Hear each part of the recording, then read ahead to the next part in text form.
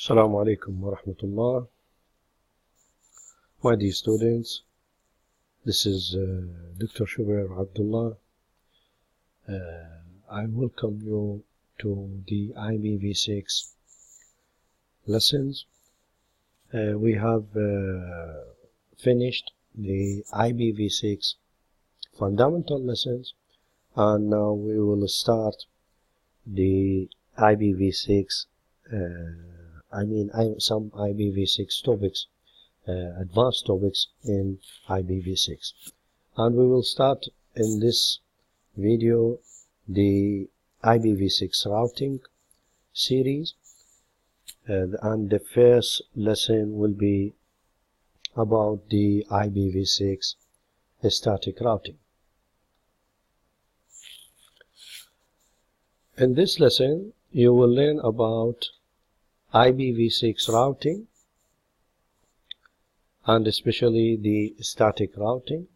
After we give some introduction about the routing, we will go through the IPv6 routing table, and then we will know how to configure the IPv6 static routing, the IPv6 static routing types, which are 4. We will explain each one of them, and after finishing the explanation, we will go through the process of configuring the IPv6 static routes practically using the GNS3 tool. Okay, configuring IPv6 addresses on interfaces and configuring IPv6 static routes actually is similar to those in IPv4. The IPv6 routing table has similarities to the IPv6 to the IPv4 routing table as well. So if you are comfortable with configuring IPv4 static routes, the IPv6 configuration are not very different. You will do it easily if you have a background about the IPv4 static routes. Okay, in this lecture we'll use the topology that was previously practical. You can go back to YouTube and check it to restore. But now we will give some brief explanation about the organization network that we have designed and configured the IPv6 in it. The global prefix that we have obtained from the ISP or the local internet registry is 2001:2001:/48. This is the global prefix that we have obtained, and we have in our organization actually 3 routers: router 1, router 2, router 3, and each router has a LAN attached to it.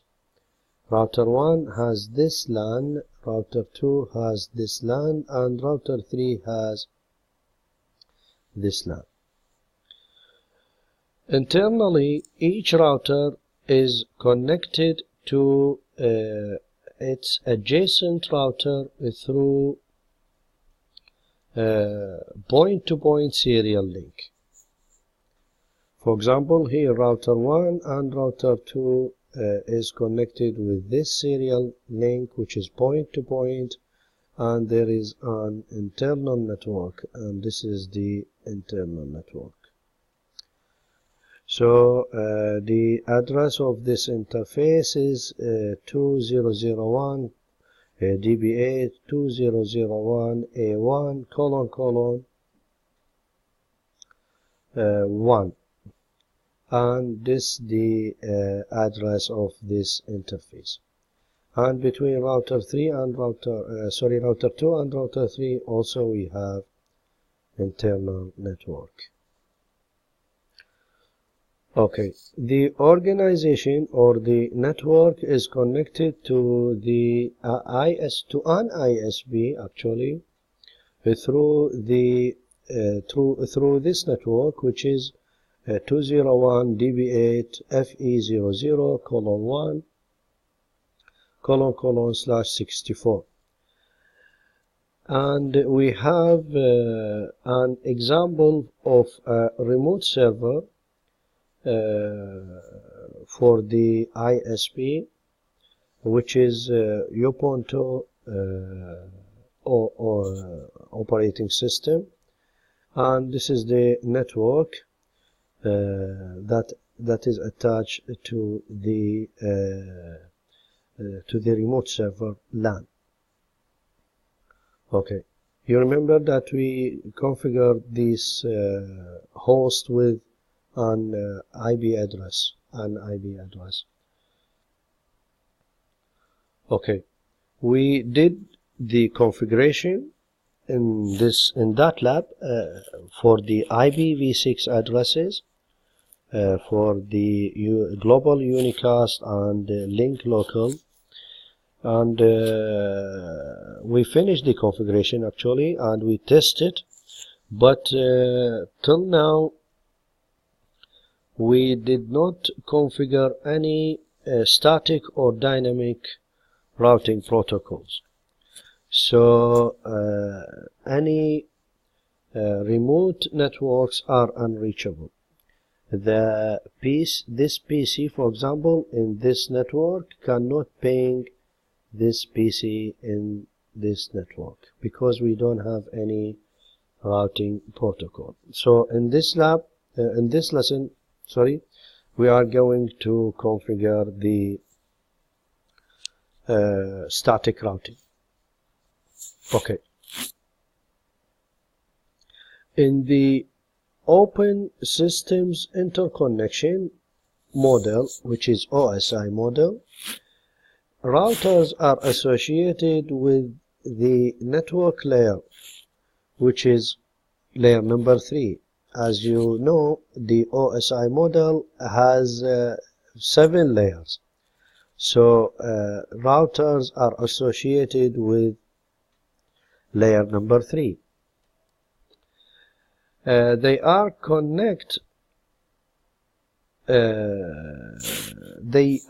they are used to connect separate networks via the Internet Protocol IP.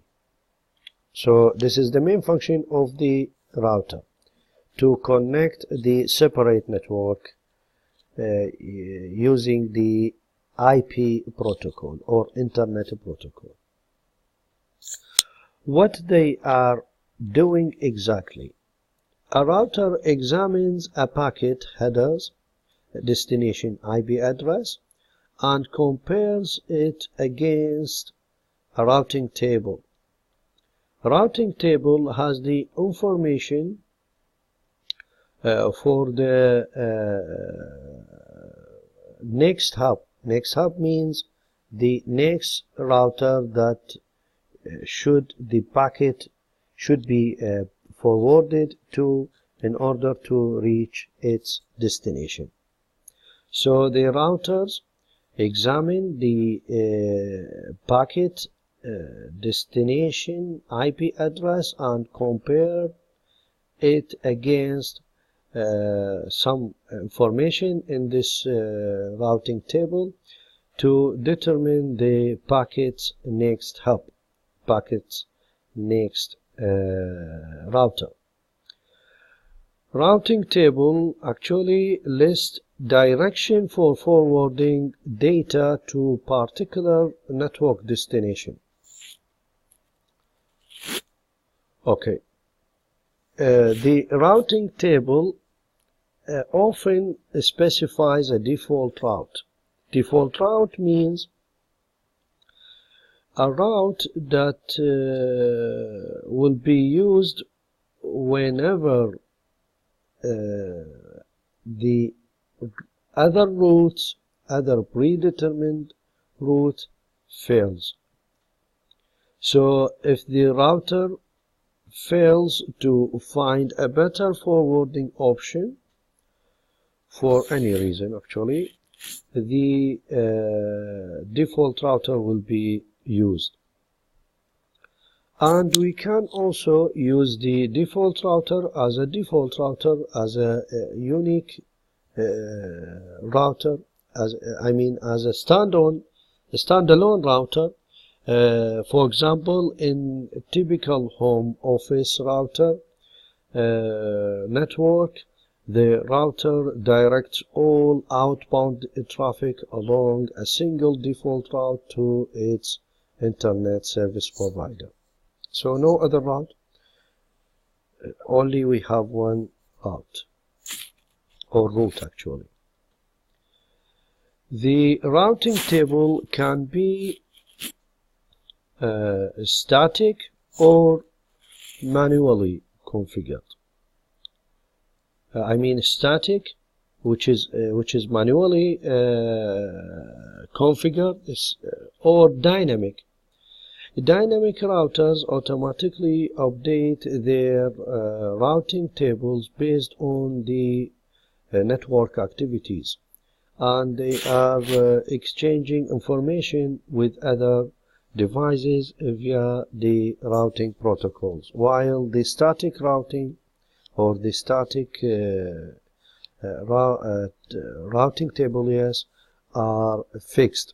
You cannot, update them automatically. You have to do it manually. So we have two types of routing table, either static or dynamic tables, routing tables. Okay.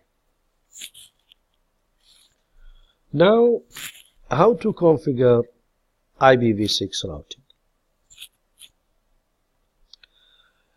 Configuring IPv6 static routing actually is very similar to IPv4, except that the command now is IPv6 route instead of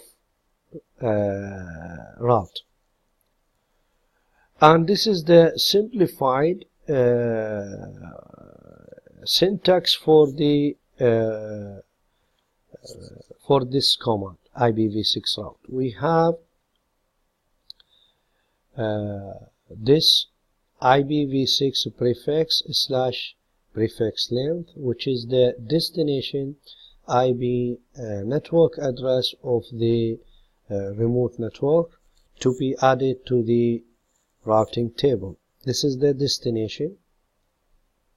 Okay, then we have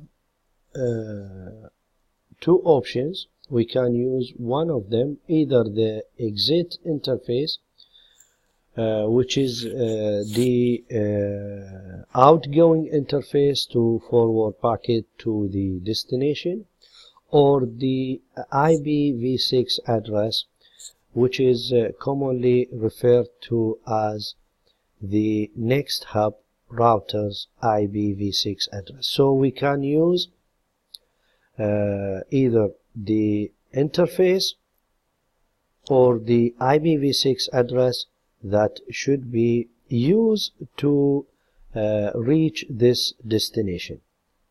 Okay, so we put the network destination, then / prefix length Okay, and we after that we can use either the interface for outgoing interface or the address or the IPv6 address of the next hub. But before configuring the static IPv6 route, we have to use this command, actually, IPv6 unicast routing. This is to enable the routing, and we have to enable at least one interface and use or configure the IPv6 address for this interface. So we have to do these 3 steps before using the IPv6 route, IPv6 routing, static routing command. Okay. Yes. Cisco IOS actually maintains a separate routing table for IPv6 and IPv6, which is very good because we can do dual stack transition if we want to keep the IPv4 addressing IPv4 network. We don't want to shift directly to IPv6, so we want to keep the IPv4 working while we transit to IPv6.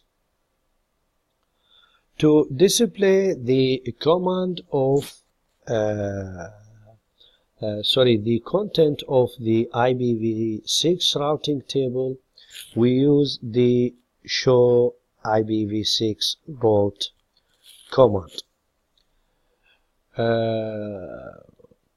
Okay, the syntax of this command, we have so many options like IPv6 address, IPv6 prefix, then slash prefix length, and so on. And for each option there is a specific purpose. For example, this option IPv6 address, if we use it, we will display the routing information for a specific IPv6 address. Okay, and if we use the IPv6 prefix, we will this option, we will use we will display the routing information for a specific IPv6 network, and so on. You can go back to the manual of Cisco IOS command to check all these options and what are the purposes behind all these options. IPv6 static routing are manually configured and define an explicit path between two networking devices. Unlike the dynamic routing protocols, static routes or routes are automatically updated and must be manually reconfigured if any changes occur in the network topology. The benefits of using static routes include security and resource efficiency. Static routes use less bandwidth than the dynamic routing protocols, and no CPU cycles are used to calculate and communicate routes. And you can consider this is another benefits of the IPv6 static routing. Static routes can be redistributed into dynamic routing protocol, but routes generated by dynamic routing protocols cannot be redistributed into the static routing protocols. Okay. No algorithm exists to prevent the configuration of routing loops that use static routes. Static routes are useful for smaller networks with only one path to an outside network, and to provide security for a larger network for certain types of traffic or links to other networks that need more control. So it is very good option. If you compare it with the dynamic routing protocols, it is very good option, but in special cases. In general, most networks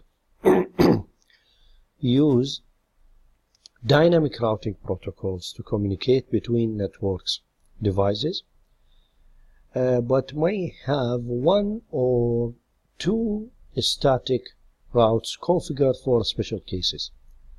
Here, for example, in this network, we have directly attached.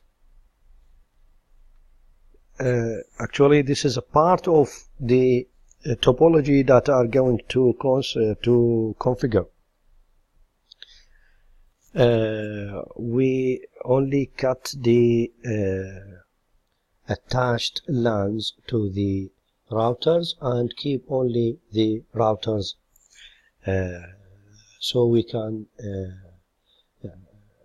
describe the static routes.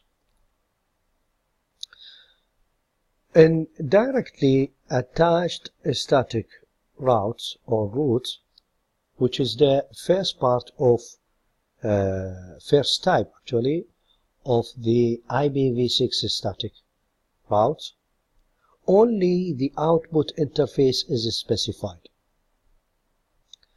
The destination is assumed to be directly attached to this interface, and we call the interface as outgoing interface. The packet destination is used as the next hop address. So when we configure this type of static routes, which is directly attached, we use the interface rather than the IP address of the next hop or next router. Okay, if we check this example here in router 1, R1, we configure a new route to this network 2001 db8 2001 2:/64, which is this network. Okay, so we are telling the traffic, or we are telling this router that any packet has this destination, you should pass them to this interface, right? S0/0, sorry, which is this interface. So the packets that intend to go to this network will be forwarded through this interface. This is the directly attached. We specify here only the interface. Okay.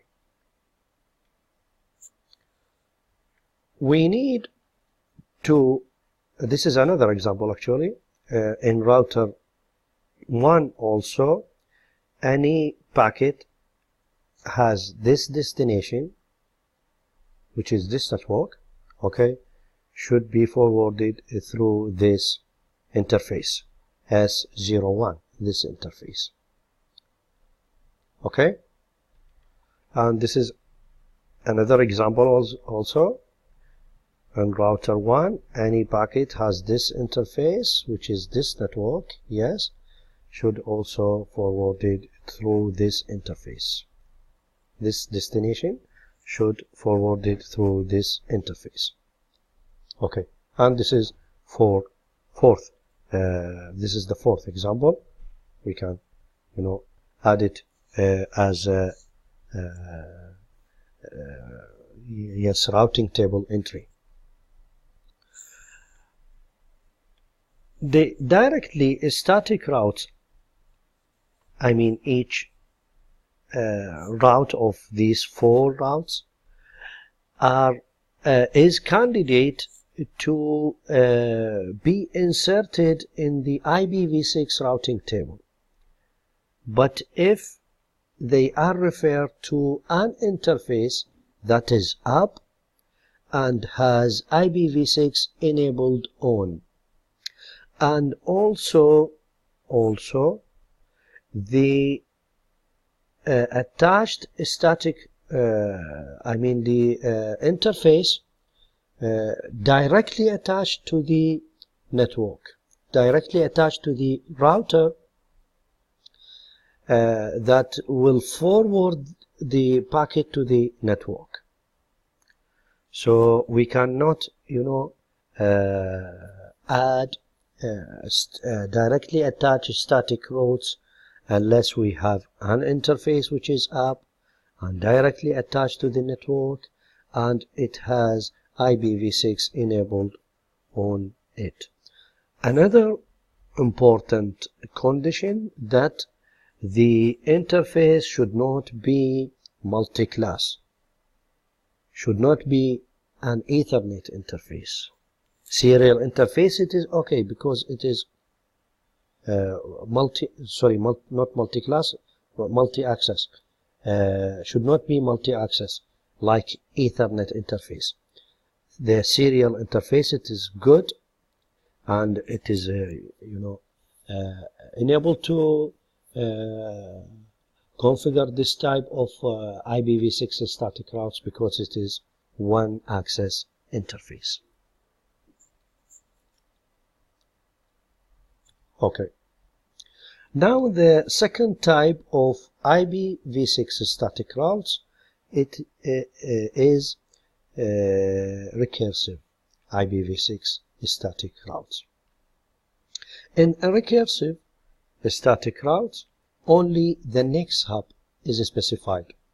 So we should not specify the interface. We have to specify the address of the next hop, the address of the router, which is IPv6 address. The output interface is derived from the next hop. The router will calculate, will determine the interface based on the address, based on the IPv6 address of the router specified in the command. A recursive static route, this type of routes, is valid only when the specified next hop result, yes, either directly or indirectly to be a valid IPv6 output interface, provided the route does not self-recurse and the recursion depth does not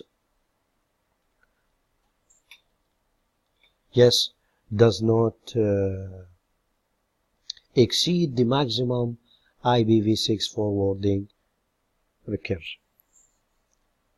So we we have to be aware about the situation and find out which router is enabled to be as a next hop in the recursive IPv6 static route. Okay, in this example, we are telling the router 1 that any packet has this destination address should be forwarded to this router. Okay, this network, which is here, we have it here, should be forwarded to this router. Okay, this router IPv6 address is 2001.db8.2001 A1::2, this router. Okay, now also any packet has this destination address, which is here, this network, should be forwarded to this router, which is router number 3. And so this type of route, we need to specify what? We need to specify the global IPv6 address of the next hop of the router rather than the interface itself. Okay, now the third type of IPv6 route, static routes actually, is fully specified. In a fully specified static route, both the output interface, the output interface and the next hop are specified in one command. This form of a static route is used when the output interface is a multi-class, and it is necessary to explicitly identify the next hop. It is multi-class, okay, and we need to specify the next hop. So we have to use this type of static IPv6 route. The next hop must be directly attached to the specified output interface, and a fully specified route is valid when the specified IPv6 address, when the specified IPv6 interface is IPv6 enabled and up. Also, we need to be sure about the interface. Here, okay, we have a fully specified IPv6 static route. In router 1, we are telling router 1 that any packet has this destination to this network actually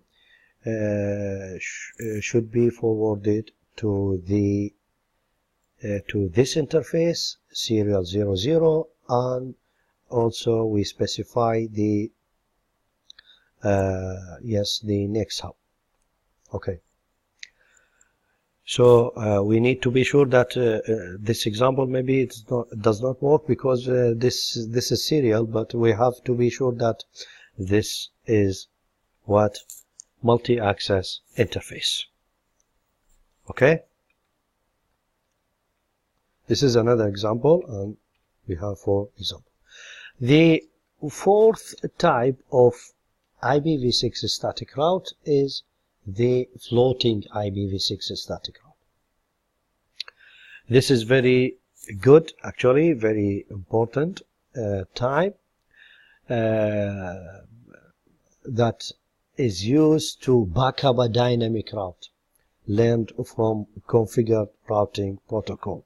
If we have previously configured dynamic routing protocol, okay, and we need to have a backup, yes, a backup route for this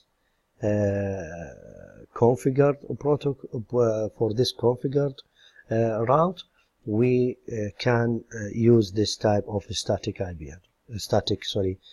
routes.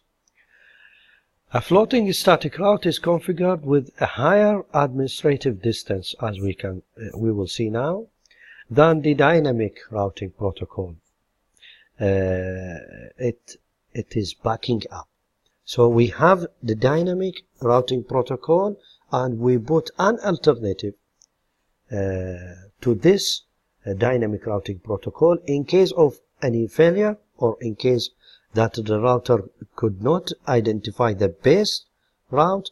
The router will use the floating IPv6 static route, but we have to specify a higher administrative distance because we need to use it as alternative.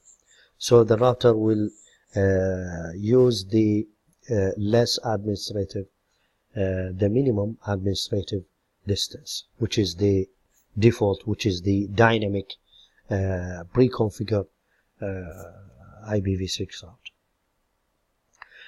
So as a result of using this type of routes, the dynamic route learned through the routing protocol is always used because we are using higher administrative distance, used in any preference to the floating static route. And this type of static route will be not used unless unless the dynamic, the router actually fails to find the best route, best dynamic route. Okay, now suppose we have what? We have a dynamic route previously configured from router 1 to router 2. This is, to router 3 directly. And in case of this dynamic route fails because of any reason, regardless of the reason of failure, we can use this route. Okay, now here we are telling router 1 that any packet distant to this has destination to this network. Okay, you need to pass them, to forward them through the interface 0S00, this interface, because this route is, has a problem now. But we give a higher distance, higher administrative distance here. We don't need to use this floating IPv6 static route always. We need to use this previously dynamic IPv6 route. That's why we put a high administrative distance. Okay, this is so we can now summarize the 4 types of static IPv6 routes, which is directly attached, which is used by specifying the interface; recursive, which is used by specifying the next hop IPv6 address; and fully specified, which is used by specifying both of them in case we have a multi-access interface. And the 4th one is floating, which is a backup to previously configured dynamic IPv6 route. Thank you for watching, and see you in the lab.